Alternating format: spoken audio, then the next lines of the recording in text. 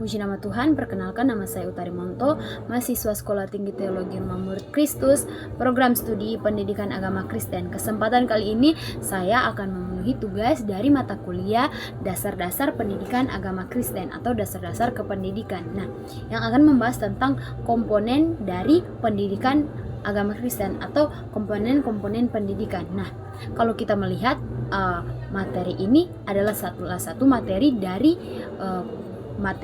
pembelajaran dasar-dasar pendidikan agama Kristen, yaitu kalau kita mendengar istilah dari komponen atau komponen pendidikan, maka kita akan sementara membicarakan tentang unsur-unsur yang menentukan berhasil atau tidaknya suatu pendidikan. Nah, di dalam komponen ini ada aktivitas komponen. Yang pertama ada metode, media, dan waktu pembelajaran.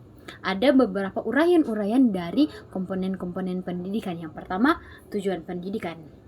Kalau kita berbicara tentang tujuan pendidikan, maka kita akan memahami bahwa goals dari pendidikan tersebut. Mengapa harus ada tujuan pendidikan? Karena supaya pendidikan ini tidak menjadi aneh, pendidikan yang tidak menjadi asal-asal atau pendidikan yang sembarang. Karena setiap pembelajaran atau pendidikan tentunya ada tujuan atau ada goals, ada capaian-capaian yang harus dicapai. Itu yang menjadi tujuan dari pendidikan. Nah, kita melihat ada beberapa istilah. Yang pertama ada tujuan instruksional dari kata dasar kata, akar kata, instruksi. Artinya pembelajaran merupakan tujuan yang ingin dicapai dalam setiap kegiatan pembelajaran.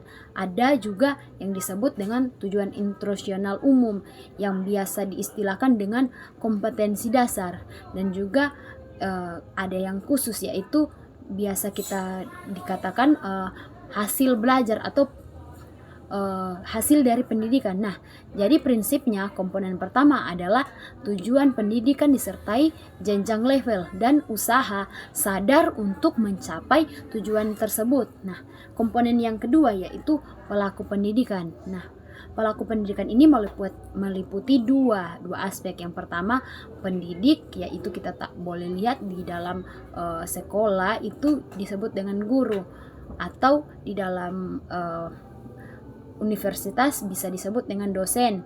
Dan yang komponen kedua yaitu peserta didik, bisa jadi siswa atau mahasiswa.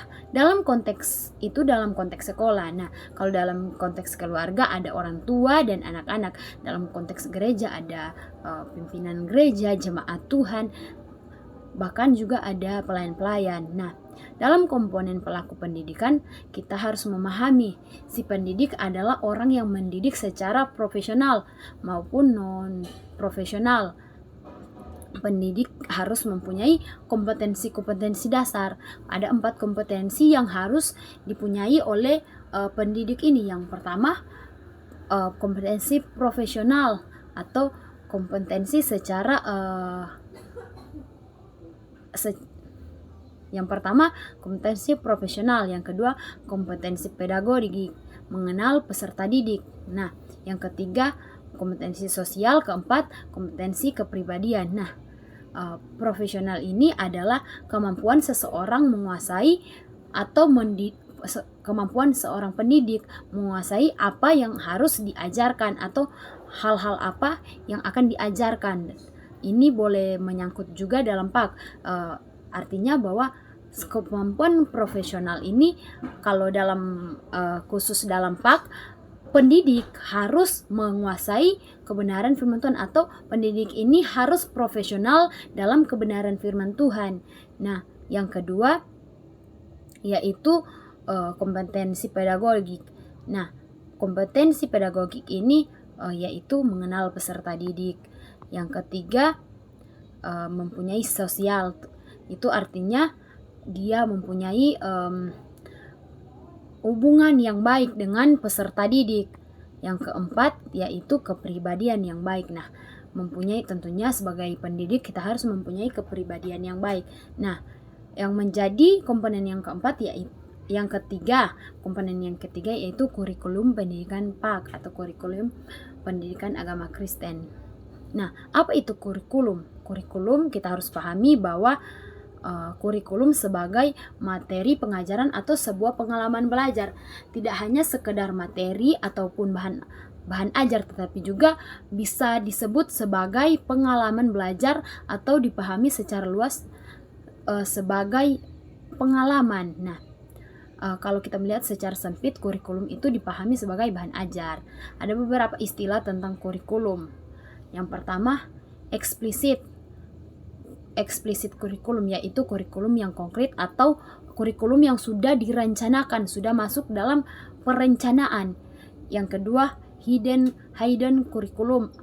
Nah, hidden kurikulum ini adalah kurikulum yang tersembunyi, artinya sesuatu yang tertransfer dari pendidik dari pembelajaran kepada peserta didik. Nah, yang ketiga, null kurikulum adalah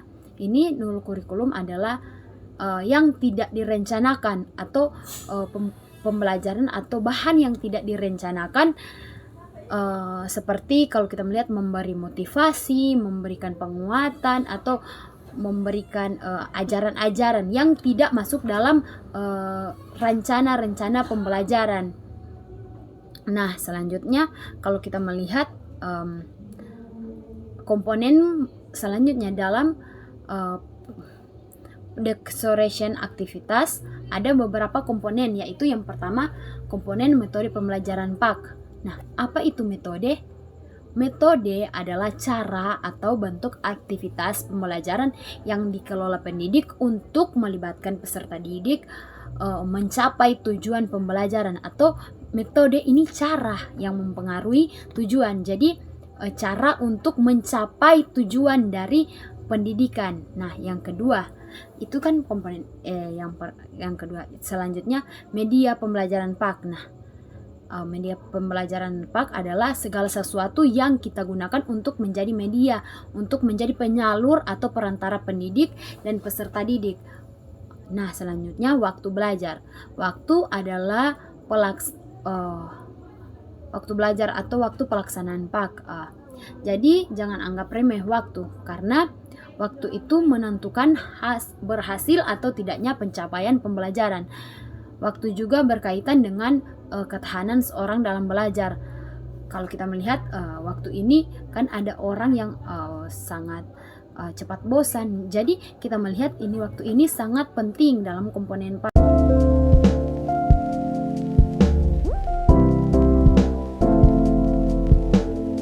Nah, selanjutnya yang keempat, lingkungan pembelajaran PAK. Nah, lingkungan pembelajaran PAK ini berkaitan dengan lingkungan fisik dan juga lingkungan sosiologis, di mana seorang melakukan pembelajaran atau seorang melakukan proses pembelajaran. Contoh di kelas, bahkan di papan tulis dan lain-lain. Nah, lingkungan ini atau lingkungan pembelajaran bukan hanya berbicara tentang, kalau dalam konteks PAK ini bukan hanya berbicara tentang lingkungan fisik, sosiologis, bahkan juga spiritualitas. Mengapa menyangkut spiritualitas? Karena proses pembelajaran PAK adalah salah satu pembelajaran yang memberikan motivasi, salah satu proses pembelajaran yang memberikan interest yang dibangun dengan lingkungan yang spiritualitas yang baik. Nah, etika budaya standar ini memang harus betul-betul diperhatikan ketika kita melaksanakan pembelajaran. Yang harus kita perhatikan yaitu spiritual. Bahkan di dalam Alkitab mengatakan bahwa ketika dalam Alkitab mengatakan bahwa ada penguasa roh jahat ketika kita mengajar firman. Roh jahat tidak senang ketika kita belajar melakukan kebenaran firman Tuhan, atau kita belajar tentang kebenaran firman Tuhan. Ada atmosfer jahat. Nah, untuk itu kita berdoa agar atmosfer kerajaan Allah ada ketika kita melaksanakan kegiatan pembelajaran ini. Jadi itulah beberapa unsur dari komponen-komponen pendidikan agama Kristen. Di materi komponen Kristen yang sudah disampaikan bahwa dalam PAK ini ada wawasan dan unsur yang berperan dalam PAK yang harus kita pahami bila kita membicarakan PAK. Bahwa PAK adalah sebuah pendidikan yang bercorak Kristen. Artinya Kristen, nilai-nilai Kristen yang harus dimunculkan dalam PAK. Ada beberapa unsur. Yang pertama, tujuan pelaku, dan pelaku ada dua, yaitu yang sudah disampaikan, ada peserta didik dan pendidik.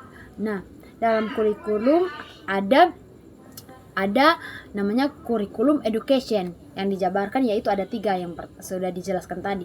Ada metode, media, bahkan waktu pembelajaran, dan yang terakhir lingkungan. Nah, itu yang kita bicarakan dalam komponen PAK atau komponen-komponen pendidikan. Nah, itu yang menjadi membedakan kurikulum dari kurikulum pendidikan lainnya, kurikulum PAK dan dengan kurikulum yang lainnya. Bahkan di dalam Matius pasal yang ke-28 ayat 18-20 di situ kurikulum PAK harusnya atau seharusnya adalah kurikulum seperti yang disampaikan dalam karakteristik PAK, yaitu yang berdasarkan atau bersumberkan pada kebenaran firman Tuhan. Jadi komponen PAK yang membedakan dari komponen lain yaitu memiliki dasar Alkitab, bahkan juga bukan hanya berbicara tentang lingkungan fisik dan sosiologis, tetapi lingkungan spiritualitas. Mungkin itu yang bisa saya sampaikan. Terima kasih, Tuhan Yesus memberkati.